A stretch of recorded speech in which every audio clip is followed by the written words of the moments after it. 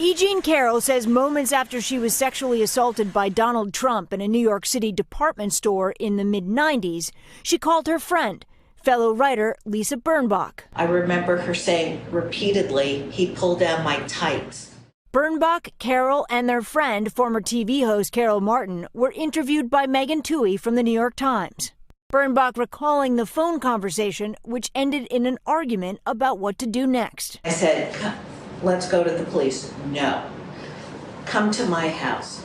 "No, I want to go home." Right. "I'll take you to the police."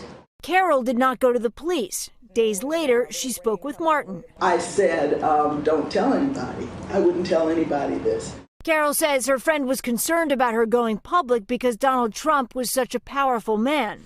Last weekend, the president denied the incident happened or even knowing Carroll. I have no idea who this woman is. This is a woman who's also accused other men of things, as you know. It is a totally false accusation. He threw me up against the wall and tried to kiss me. Carroll, who is publishing her story in a new memoir, chooses not to use the word rape when describing the alleged sexual assault. It was a very short incident, only lasting a few minutes.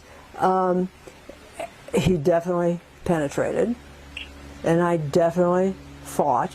Carroll's friends now confirming she told them that same story soon after it happened. Stephanie Gosk, NBC News, New York. Hey, NBC News fans, thanks for checking out our YouTube channel. Subscribe by clicking on that button down here and click on any of the videos over here to watch the latest interviews, show highlights, and digital exclusives. Thanks for watching.